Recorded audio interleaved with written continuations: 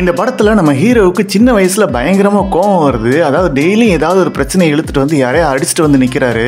இதை பார்த்து அவங்க அம்மா அவனை என்ன பண்றதுனே தெரியல. அதனால ஒரு நாள் அவனை கூப்பிட்டு வச்சு, இந்த மாதிரி எதுக்கு எடுத்தாலும் நீ கோபத்தை காட்டக்கூடாது, உன் கோபத்துக்கு ஒரு வேல்யூ இருக்கணும், அதனால வாரத்துல ஒரே ஒரு நாள் மட்டும் உன் கோபத்தை காட்டு, அதாவது ஒரு வாரம் வரைக்கும் நடக்கிற பிரச்சனையெல்லாம் நீ நோட் பண்ணி வச்சுக்கோ, உன்னோட கோபத்தை காட்டுற அளவுக்கு அந்த பிரச்சனைக்கு ஒர்த்து இருக்கா இல்லையா அப்படின்லாம் முடிவு பண்ணு அப்படின்னு சொல்லிட்டு அவன் கோபத்தை குறைக்கிறதுக்கு ஒரு வழியை கொண்டு வராங்க. அதாவது வாரத்துல 7 நாள்னா 6 நாளாவது அவன் கோபப்படாம இருப்பான் அப்படின்னு சொல்லிட்டு இந்த மாதிரி ஒரு ஐடியா பண்றாங்க. இப்ப கட் பண்ணோம்னா ஒவ்வொரு நாளும் அவனுக்கு வர்ற கோபத்தை வந்து இன்னைக்கு வேணாம்னு சொல்லி ஒவ்வொரு கிழமையும் அடிச்சுக்கிட்டே வராங்க. இப்ப மீதி இருக்கிற கிழமை என்னன்னா சனிக்கிழமை. அதாவது நம்ம ஹீரோவுக்கு வர எல்லா கோபத்தையும் சனிக்கிழமை மட்டும்தான் காட்டுவார் அப்படின்னு சொல்றாங்க. இதுதான் சூர்யா சாட்டர்டே. இப்ப கட் பண்ணா அவங்க அம்மா ஒரு நாள் இறந்துடுறாங்க. அம்மா இறந்ததுக்கு அப்புறம் அம்மா சொன்னாங்க பாத்தீங்களா, அதே நம்ம ஹீரோ வேதவாக்கா எடுத்துக்கிறாரு. அதாவது வாரத்துல யார் யாரெல்லாம் நம்ம ஹீரோ கிட்ட பிரச்சனை பண்றாங்களோ அவங்களை எல்லாத்தையும் நோட் பண்ணி வச்சு அதுல யார் மேல இருக்கிற கோபம் ஒர்த்து அப்படின்னு சொல்லிட்டு அந்த பேரை ரவுண்ட் பண்ணி சனிக்கிழமை அவங்கள போய் பொழந்து கட்டுறாரு. இதுதான் நம்ம ஹீரோட கேரக்டர் அப்படின்னு சொல்லி எஸ்டாப்ளிஷ் பண்றாங்க. இன்னொரு பக்கம் பார்த்தா ஒரு இன்ஸ்பெக்டரை காட்டுறாங்க. அவரு பேரு தயா. அதாவது அந்த கேரக்டர் பயங்கர கோபக்கார கேரக்டர். இவர் தான் அந்த படத்தோட வில்லன். இந்த கேரக்டர்ல தான் எஸ் ஜே சூர்யா அவர்கள் நடிச்சிருக்காங்க. அவருக்கு ஒரு அண்ணன் இருப்பாரு. அந்த அண்ணன் வந்து அவர் சொத்தை எழுதி கொடுக்காம நம்ம வில்லனை போட்டு டென்ஷன் படுத்திட்டே இருப்பாரு. இதனால வில்லனுக்கு கோவம் வந்துகிட்டே இருக்கும். இப்ப இன்னொரு பக்கம் பாத்தீங்கன்னா சோக்குல பாலம் அப்படின்னு சொல்லிட்டு ஒரு ஏரியாவை காட்டுறாங்க. அந்த ஏரியால இருக்கிறவங்க எல்லாருமே நிறைய தப்பு செஞ்சிருக்காங்க, அதாவது வழி வழியா தப்பு செஞ்சுட்டு இருக்காங்க அப்படின்ற மாதிரி தான் காட்டுறாங்க. ஆனா இப்ப இருக்கிற ஜெனரேஷன் எந்த தப்புமே பண்ணல. இப்ப நம்ம இன்ஸ்பெக்டரா இருக்கிற நம்ம வில்லனுக்கு ஒரு கோவம் வருது பாத்தீங்களா, அவருக்கு எப்பெல்லாம் கோவம் வருதோ அப்பெல்லாம் அந்த ஏரியாவில் இருக்கிற மக்களை கூட்டு வந்து அடி நடிக்கிறாரு. அதாவது காரணமே இல்லாம போட்டு அடிக்கிறாரு. அந்த ஸ்டேஷன்ல தான் புதுசா நம்ம ஹீரோயின் வந்து ஜாயின் பண்றாங்க. நம்ம ஹீரோயின் வேற யாரும் இல்ல, நம்ம ஹீரோட அத்தை பொண்ணு தான். அதாவது நம்ம ஹீரோயினோட அப்பா வந்து ஹீரோயினையும் அவங்க அம்மாவையும் போட்டு அடி நடிக்கிறதுனால நம்ம ஹீரோட அம்மா என்ன பண்ணிருப்பாங்க அப்படின்னா, நீங்க எங்கேயாவது போய் தனியா வாழுங்க அப்படின்னு சொல்லி அவங்களுக்கு தைரியம் கொடுத்து அனுப்பிச்சிருப்பாங்க. இப்ப நம்ம வில்லன் வந்து இந்த மாதிரி ஒரு கோபத்தை வந்து கண்ணா பின்னான்னு காட்டுறாருல, அது ஒரு சூழ்நிலையில நம்ம ஹீரோட கனெக்ட் ஆகுது. அந்த இடத்துல நம்ம ஹீரோயின் மீட் பண்றாங்க. ஒரு கட்டத்துல அந்த இன்ஸ்பெக்டர் வந்து நம்ம ஹீரோட லைஃப்ல குறுக்க வந்துடுறாரு. இப்ப நம்ம ஹீரோ வந்து இன்ஸ்பெக்டர் பேர் அவரோட நோட்ல எழுதி ரவுண்ட் பண்றாரு.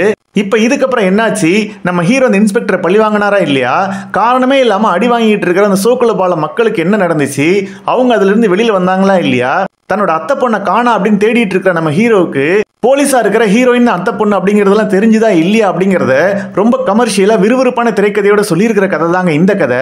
இந்த படத்தோட ஆரம்பத்துல நம்ம ஹீரோவுக்கு இப்படி ஒரு பிரச்சனை இருக்கு, அதாவது கோபம் அதிகமா வரும் அப்படின்னு செட் பண்ணது எல்லாமே சூப்பரா இருந்தது. அதுக்கு உங்க அம்மா சொல்லி கொடுக்குற வழிமுறையும் ஓகே தான். ஏன்னா ஹீரோவுக்கு கட்டுக்கடங்காத கோபம் இருக்கு, அதை ஒரு 6 நாளாவது கட்டுப்படுத்தலாம் அப்படின்னு சொல்லிட்டு இந்த மாதிரி ஒரு வழிமுறையை சொல்றாங்க. அதுக்கு ஹீரோட அப்பா அவங்க அம்மா கிட்ட, நீ 6 நாள் அவன் கோபப்படக்கூடாது அப்படின்ற மாதிரி ட்ரை பண்ற, ஆனா அந்த 7வது நாள் அவன் என்ன பண்ணுவான்னு எனக்கு தெரியல அப்படின்ற மாதிரிலாம் சொல்றாரு. அதுவும் இல்லாம நம்ம ஹீரோ 6 நாள் யார் யார் மேலாம் கோபம் இருக்கு அப்படின்னு நோட்ல எழுதி வைக்கிறாருல, அவங்க கிட்டலாம் போயிட்டு நம்ம ஹீரோட அப்பா போயிட்டு நீங்க ஜாக்கிரதையா இருங்க, சனிக்கிழமை சூர்யா வந்துரும் அப்படின்னு சொல்லி எச்சரிக்கை எல்லாம் பண்றாரு. இது எல்லாமே ஃபர்ஸ்ட் ஹாஃப்ல நிறைய இடத்துல மாஸ் மொமெண்டா ஒர்க் அவுட் ஆயிருக்கு. அதாவது ஒரு ஹீரோ கதைக்கான பக்கா டெம்ப்ளேட்டா இது எனக்கு தோணுச்சு. சின்ன வயசுல நம்ம ஹீரோயினுக்கு வந்து ஹீரோவை பிடிக்கவே பிடிக்காது.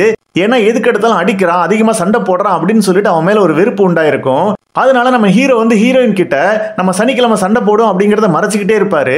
அதனால ஹீரோயினுக்கு ஹீரோ மேல லவ் வரும். ஆனா நம்ம ஹீரோ தான் அந்த சனிக்கிழமை சண்டை போடுற ஒருத்தன் அப்படின்னு சொல்லிட்டு ஹீரோயினுக்கு வெளிப்படுத்துற ஒரு சீன் வந்து சூப்பரா ஒர்க் அவுட் பண்ணிருப்பாங்க. அதுவும் இல்லாம இந்த படத்தோட இன்டர்வலும் சூப்பரா தான் இருக்கும். ஆனா இன்டர்வலுக்கு அப்புறம் இந்த படம் வந்து வில்லனுக்கும் ஹீரோவுக்கும் அப்புறம் அந்த சோக்குல பாலம் மக்களுக்கு நடக்கிற பிரச்சனை இதை சுத்தி தான் நடக்குது. அந்த இடத்துல கொஞ்சம் ஸ்கிரீன் பிளே வீக்கான மாதிரி இருந்துச்சு. அதாவது ஒரே விஷயத்தை திரும்ப சுத்திக்கிட்டே வர்ற மாதிரி ஒரு ஃபீல் ஆச்சு. மற்றபடி இந்த படத்துல நடிச்ச எல்லாருமே சிறப்பா நடிச்சிருந்தாங்க. எல்லா மாஸ் சீன்லயும் எமோஷனல் சீன்லயும் ஹீரோ சூப்பரா பண்ணியிருந்தாரு. ஹீரோயின் பாக்குறதுக்கு அழகா இருந்தாலும் அவங்களுக்கான முக்கியத்துவம் ரொம்ப கம்மியா இருக்கிறதுனால நடிக்கிறதுக்கு பெருசா ஸ்கோப் இல்ல. ஆனா வர்ற சீன் எல்லாத்துலயுமே சூப்பரா நடிச்சிருந்தாங்க. இன்னொரு பக்கம் இந்த படத்தை மொத்தமா செகண்ட் ஹாஃப்ல காப்பாத்துறது யாருன்னா நம்ம எஸ் ஜே சூர்யா சார் தான். அவரோட பெர்ஃபார்மன்ஸ் வந்து ரொம்ப அதகலமா இருக்கு. அவர் ஸ்கிரீன்ல வந்தாவே ஒரு எனர்ஜி பத்திக்குது. அந்த அளவுக்கு இந்த படத்துல பெர்ஃபார்மன்ஸ் பண்ணிருக்காரு. அதாவது செகண்ட் ஹாஃப்ல இந்த படத்தோட ஸ்கிரீன் பிளே வீக்கா இருக்குன்னு சொன்ன பாத்தீங்களா, அந்த எல்லா இடத்துலயும் எஸ் ஜே சூர்யா அவர்கள் தன்னோட பெர்ஃபார்மன்ஸ் மூலமா நம்மள அந்த படத்தை பார்க்க வச்சிடறாரு. மற்றபடி இந்த படத்தில் நடிச்ச ஹீரோட அப்பா, அப்புறம் ஹீரோட அம்மா, வில்லன் கூட வர இன்னொரு போலீஸ் கேரக்டர், இப்படி எல்லாருமே சூப்பரா நடிச்சிருந்தாங்க. இந்த படத்தோட டெக்னிக்கல் அம்சங்கள்லாம் நல்லாவே இருந்துச்சு. சினிமாட்டோகிராஃபி, பிஜிஎம், அப்புறம் ஆர்ட் ஒர்க் எல்லாமே சூப்பரா இருந்தது. முக்கியமா இந்த படத்துல நிறைய இடத்துல பிஜிஎம் சூப்பரா இருந்தது. அதாவது ஒரு மாஸ் ஹீரோவுக்கு போடுற எலமெண்ட்ஸ் எல்லாத்தையும் போட்டு சூப்பரா பண்ணியிருந்தாங்க. அதாவது தொடர்ந்து மியூசிக் இருக்கிறதுனால சில சூப்பரான பிஜிஎம்லாம் எலிவேட் ஆகாம போயிடுச்சு அப்படின்னு தான் எனக்கு தோணுச்சு. மொத்தத்துல இந்த படத்தோட ஃபர்ஸ்ட் ஹாஃப் வந்து ஒரு கமர்ஷியல் வேல்யூவோட அழகா கரெக்டா போச்சு.